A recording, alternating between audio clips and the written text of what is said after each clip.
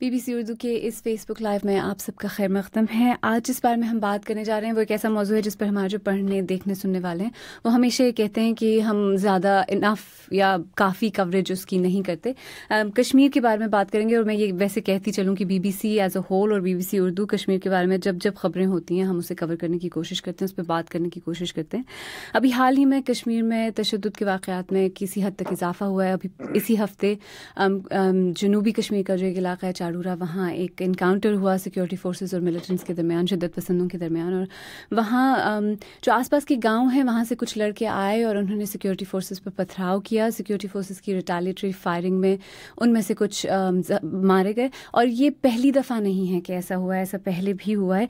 इसी बारे में और इसके आसपास के जो इशूज़ हैं उस पर बात करेंगे। पहले मैं आपको अपने गेस्ट से मिलवा दूँ।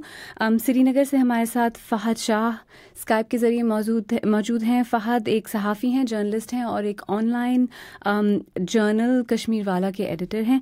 यहाँ स्टूडियो में मेरे साथ राजेश प्रियदर्शी हैं जो बीबीसी हिंदी के डिजिटल एडिटर हैं। फ़हद, आप इस वक्त श्रीनगर में हैं। चारूरा में जो हलाकतें हुई उसके बाद अलहदगी पसंदों ने आज जुमा नमाज के बाद एहतजाज की कॉल दी थी। कैसा माहौल है इस वक्त वैसे श्रीनगर में?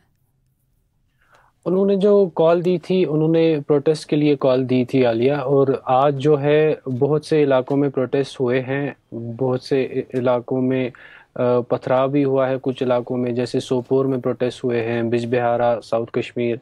तो जहाँ जहाँ पे भी ये एरियाज़ जो है जो मोस्टली अफेक्टेड होते हैं, साउथ कश्मीर का जो जनूबी कश्मीर का जो इलाका है वहाँ पे प्रोटेस्ट हुए हैं। और नमाज के बाद बहुत जगहों पे लोग जो हैं उन्होंने जुलूस निकाले थे और नारेबाजी की थी कि इस के खिलाफ की जो सिविलियन किलिंग्स यहाँ पे बढ़ रही है आए दिन, जैसे कि चाडोरा में 3 सिविलियन को मारा गया, तो उसके खिलाफ यहाँ पे प्रोटेस्ट बहुत जगहों पे हुए थे। लेकिन श्रीनगर में किसी हद तक हालात ठीक ही थे। बस डाउनटाउन का जो एरिया है और मायसूमा का जो एरिया है वहाँ पे कुछ प्रोटेस्ट हुए थे और कुछ जुलूस भी निकले थे। अच्छा, तो यानी डाउनटाउन यानी जो पुराना शहर है वहाँ अक्सर इस तरह के हालात वहाँ जब ख़राब होते हैं तो सबसे पहले वहीं से शुरू होती है। राजेश, अगर देखा जाए तो इंडिया की जो पॉलिसी है कश्मीर में 25-30 साल की शोरिश के बाद, कशीदगी के बाद, अगर नौजवान लड़के एक लाइव एनकाउंटर की जगह पे पहुंच के सिक्योरिटी फोर्सेस पर पत्थर फेंक रहे हैं तो ये पॉलिसी काम तो नहीं करे ना? देखिए, पॉलिसी अगर काम करती तो शायद मसला हल होता या हल होने की तरफ बढ़ रहा होता, या हमें लगता कि ऐसा कुछ हो रहा है। लेकिन ये सिर्फ इसी सरकार की बात नहीं है। हमने लगातार ये देखा है कि कश्मीर पे भारत की पॉलिसी में एक तरह का कन्फ्यूजन है, क्लैरिटी की हमेशा कमी रहती है। वो कुछ इस तरह से है कि कश्मीर एक ऐसा मसला है बाकी कश्मीर से बाहर भारत में जहाँ पे कि राजनीतिक पार्टियों के लिए, सियासी जमात के लिए बहुत मुश्किल है कश्मीर के जो लोग अलहदगी पसंद हैं, जो सेपरेटिस्ट हैं, उनके साथ किसी भी तरह की नरमी दिखाना या नरमी करते हुए दिखना। बावजूद इसके सभी सरकारों ने, पिछली सरकारों ने अलग अलग वक्त पे कुछ न कुछ पहल की है कश्मीर समस्या के हल के लिए। जब नरेंद्र मोदी 2014 में चुनाव जीत कर आए, उसके बाद उसी साल आपको याद होगा कश्मीर में एक बहुत बड़ा सैलाब आया था। और उसके बाद उन्होंने जो अपनी बतौर प्रधानमंत्री पहली दिवाली उन्होंने कहा कि वो कश्मीर में मनाएंगे, और थोड़ी सी उम्मीद बनने लगी कि शायद कुछ होगा। लेकिन पिछले 1-1.5 साल में इस सरकार ने जिस तरह के कदम उठाए हैं, उसके बाद उसकी जिस तरह की इमेज बनी है कि वो कश्मीर या इस तरह की बाकी जो इश्यूज़ हैं उनके साथ बहुत सख्ती से डील करने वाली सरकार है। कम से कम पब्लिक पोस्चरिंग के तौर पर नेता जिस तरह से सामने आते हैं और वो जैसी बातें करते हैं, उनका मैसेज बहुत क्लियर है कि वो कश्मीर पर कोई नरमी दिखाते हुए दिखना नहीं चाहते। तो उसमें उनके लिए बहुत मुश्किल है। दूसरी जो बात है, इम्पॉर्टेंट बात, वो ये कि उसके बाद एक ऑल पार्टी डेलीगेशन कश्मीर गया, जिसके लोगों ने वहां जाके बात करने की कोशिश की। और इस समय एक कंप्लीट डिसएंगेजमेंट है जो कि एक बहुत ही खतरनाक हालत है। और इस ऑल पार्टी डेलीगेशन में कई पार्टियों के लोग थे, सिर्फ बीजेपी के लोग नहीं थे, दूसरी पार्टियों के भी लोग थे। लेकिन हुर्रियत ने सिर्फ एक बार ये कहा कि हम बात नहीं करेंगे, ये डेलीगेशन लौट आया। और इस बात को काफ़ी अरसा बीत चुका है, उसके बाद कोई कोशिश कभी नहीं हुई। तो ऐसा लगता है कि, और दिल्ली, मैं इस वक्त लंदन में हूँ, लेकिन दिल्ली में बैठ के मुझे पिछले 2.5-3 साल में कभी ऐसा नहीं लगा कि कश्मीर की जो समस्या है उसको सुलझाना भारत सरकार की प्रायोरिटी में कहीं भी हो। यानी उनकी जो प्रायोरिटी लिस्ट में उसमें कश्मीर दिल्ली में बैठ के तो नहीं नजर आता। और आपने डिसएंगेजमेंट की बात की, फहद, मैं आपसे यहाँ ये भी पूछना चाह रही थी, जब पिछले साल हालात बहुत ख़राब मुझे पता है कि आपने जनूबी कश्मीर जाकर वहाँ से भी रिपोर्टिंग की थी और वहाँ भी कुछ वक्त गुजारा था। ये जो नौजवान लड़के हैं जो इस तरह एनकाउंटर, एक लाइव एनकाउंटर की जगह पे पहुँच जाते हैं और वहाँ सिक्योरिटी फोर्सेस पे, जिनके हाथों में बंदूकें हैं, उन पे पत्थर फेंकते हैं, उन्हें पता है कि उन पे गोली भी लग सकती है, ये लड़के सोच क्या रहे हैं? आपकी उनमें से किसी से बात हुई है? What is going on in their heads? ये जो मतलब इस चीज़ को समझने के लिए कि आज जो हालात कश्मीर में है, ये क्यों ऐसे हालात बन रहे हैं कि लड़के जो हैं, बच्चे जो है वो सीधा लाइव एनकाउंटर में चले जाते हैं, उसकी वजह बस ये कुछ महीनों की बात नहीं है, ये मतलब अरसों की बात है। जैसे इन्होंने अभी राजेश जी ने बोला कि ऑल पार्टी डेलीगेशन भेजा गया था पिछले साल भी, ऐसा ही एक ऑल पार्टी डेलीगेशन 2010 में भी आया था, तब भी हालात ऐसे ही थे, प्रोटेस्ट हो रहे थे। पर होता क्या है कि हमेशा जब भी यहाँ पे हालात ख़राब होते हैं तो इंडिया की तरफ से कोई ऐसा मतलब टॉक्स या डायलॉग जो होता है, सीरियसनेस नहीं होती है। और लोगों को अब उन सालों से ये लगा है कि मतलब हमारे बारे में सोचने के लिए कोई सीरियस है ही नहीं। हम चाहे पीसफुल प्रोटेस्ट करें या चाहे बंदूक उठाए या कुछ भी करे, तो इस मसले का हल कोई सोच ही नहीं रहा है। उसके बजाय क्या होता है कि हमको एक्यूज किया जाता है कि ये जी वायलेंस कर रहे हैं, टेररिज्म कर रहे हैं। जैसे कि मैं बताना चाहूँगा कि आज ही होम मिनिस्टर का स्टेटमेंट आया है, उन्होंने कहा है कि जो ये लड़के एनकाउंटर्स में जाते हैं इनको पाकिस्तान उकसा रहा है। और ये सबसे बड़ी गलती है, क्योंकि इन लड़कों से अगर आप बात करेंगे, जैसे हम बात करते हैं, मिलते हैं, मतलब परसों जो चाड़ोरा में जो लड़के गए थे वहाँ एनकाउंटर, लाइव एनकाउंटर में, तो उनमें से मेरी कुछ लोगों से बात हुई थी, जिनमें से कुछ लोग ऐसे भी थे जो उस एनकाउंटर को लाइव टेलीकास्ट कर रहे थे फेसबुक पे। तो उनसे मैंने पूछा कि ये आखिर हालात ऐसे कैसे पहुंचे कि आप लोग वहां पे ऐसे आ गए और आप लोगों ने पथराव शुरू किया और वहां से गोलियां चल रही थी। तो उन्होंने कहा कि ये एक तरीके से जज्बा, जो अंदर जो गुस्सा है, तो उस गुस्से को निकालने के लिए हमारे पास और कोई रास्ता है नहीं, अब कोई रास्ता रहा ही नहीं है। तो हमको पत्थर उठा के ये लगता है कि हम इंडियन स्टेट को गुस्सा दिखा रहे हैं, तब वहां से जाके चाहे गोलियां चले या कुछ भी चले, उसका उनको कोई मतलब फिक्र है नहीं। क्योंकि यहाँ पे ऐसा है कि मतलब जो मौत है उसमें एक इज्जत अब आ गई है, मतलब डेथ जो है उसमें डिग्निटी आ गई है कि चाहे हम मर जाए या चाहे हम जिए, पर हमको किसी भी तरीके से इस स्टेट नैरेटिव को जो है उसके अगेंस्ट खड़ा होना है। जैसे यहाँ पे एक और कल ही एक और वीडियो यहाँ पे वायरल हो रहा था कश्मीर में, जिसमें एक नौजवान कह रहा है मिलिटेंट से कि आप जी यहाँ पे और हथियार लाइए। तो ये हालात है इस मतलब कश्मीर के इस वक्त। तो कि जो ये तो यंग बिल्कुल जनरेशन एब्सोल्युटली फहद की जो यंग जनरेशन है वो इतनी डिस्कनेक्टेड है और उसमें इतना गुस्सा है कि उन्हें जो हाथ में आता है वो उसका इस्तेमाल करते हैं, चाहे वो पत्थर हो, और खुदा न खास्ता अगर बंदूक आ गई तो शायद उसका भी इस्तेमाल कर लेंगे। तो राजेश, ये बहुत वरिंग तो है ना, तशवीशनाक तो है ना सिचुएशन। अगर एक तरफ से जैसे फहद हमें बता रहे हैं कि नौजवानों में इस तरह गुस्सा भरा हुआ है, उन्हें लगता है उनके बारे में कोई नहीं सोचता, किसी को फिक्र नहीं है, जैसे आपने खुद कहा कि प्रायोरिटी लिस्ट पे है ही नहीं कश्मीर, ऐसा लगता है, परसेप्शन एक ऐसा है। दूसरा, अगर पुलिस की तरफ से, जैसे कल मैं देख रही थी डीजीपी वैद साहब का भी बयान आया था कि ये बच्चे वहाँ जाते हैं, ये खुदकुशी करने के मुतरादिफ है, क्योंकि वहाँ गोलियों से तो सिक्योरिटी वाले भी छुपते हैं। उन्होंने साथ ही उस बयान में ये भी कहा था, और होम मिनिस्टर साहब जिसका जिक्र फहद ने किया, उन्होंने भी किसी हद तक ये कहा कि इन्हें उकसाया जा रहा है, ये बेकसूर या मासूम बच्चे हैं जिन्हें उकसाया जा रहा है। अगर ये वाकई बेकसूर और मासूम बच्चे हैं तो उन पे गोलियां चलाना, फिर वो समझ नहीं आती ना कि इंडिया में कहीं और अगर इस तरह के एहतजाज हों, वहाँ तो गोलियां नहीं चलती। ये बहुत दिलचस्प बात है और दो बड़े पैरेलल्स इसके आप देख सकते हैं, और इसको बहुत सारे लोगों ने इसके बारे में बात भी की, इसको रेज किया। एक है जाटों का आंदोलन जो कुछ टाइम पहले हुआ था, वहाँ पे बहुत बड़े पैमाने पर तोड़ फोड़ हुई, बहुत दुकानों को आग लगा दी गई, रेप तक के एलिगेशंस लगे। इसी तरह से और भी कई दूसरे प्रोटेस्ट हुए हैं देश के दूसरे हिस्सों में जहाँ की काफ़ी वायलेंस हुई है, लेकिन पुलिस ने जिस तरह की और पैरामिलिट्री फोर्सेस ने जिस तरह की रिस्ट्रेंट दिखाई है, वो लोग पूछते हैं कि वो कश्मीर में क्यों नहीं है, और ये एक सवाल है जो लोग पूछते हैं।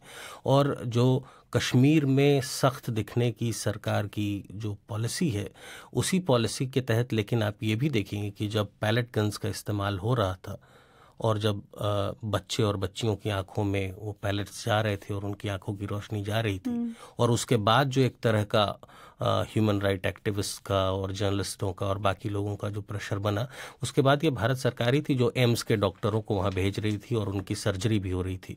तो ये क्यों है कि एक तरफ वो आप समझते हैं कि वो उनसे कोई बात नहीं हो सकती और वो हमारे ही नागरिक हैं, कश्मीर भारत का एक अटूट अंग है, एक अभिन्न हिस्सा है।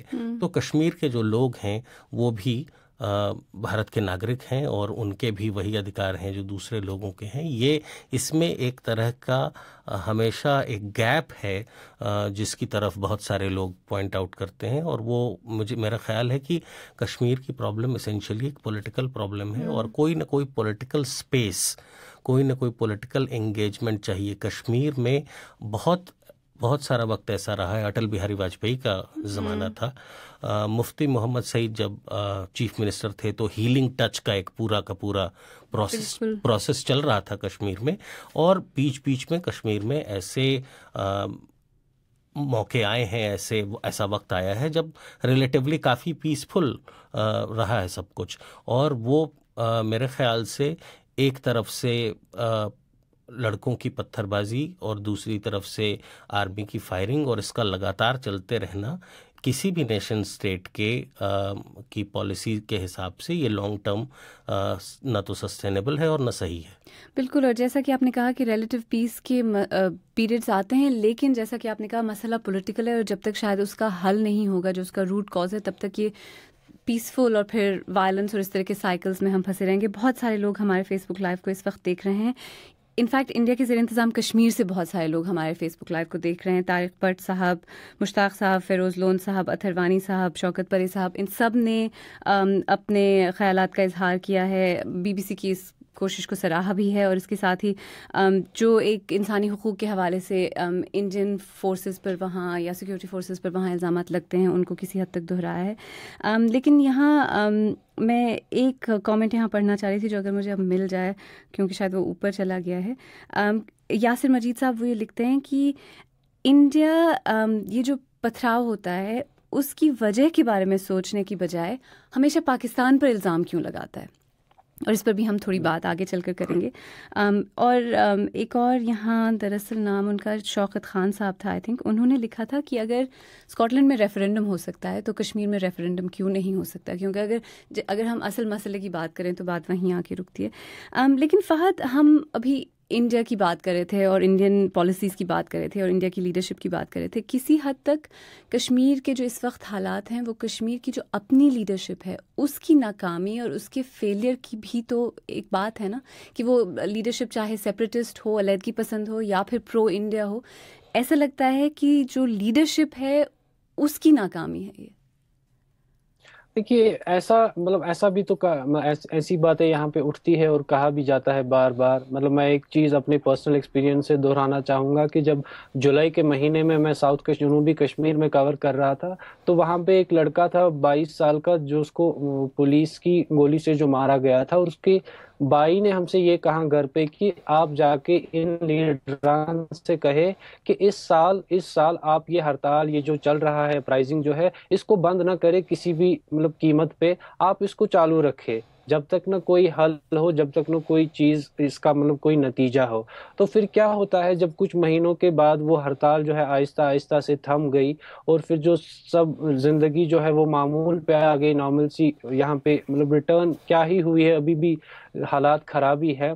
तो फिर लोग ये सवाल पूछते हैं कि आखिर पॉलिटिकली इसको यूज क्यों नहीं किया जाता, आखिर हमारे साथ हमेशा ऐसा क्यों होता है कि अपराइजिंग होती है, 3-4 महीने में करीब 100 लोग मारे जाते हैं, हजारों की तादाद में जख्मी होते हैं, पर उसका कोई पॉलिटिकल रिजल्ट कोई होता नहीं है।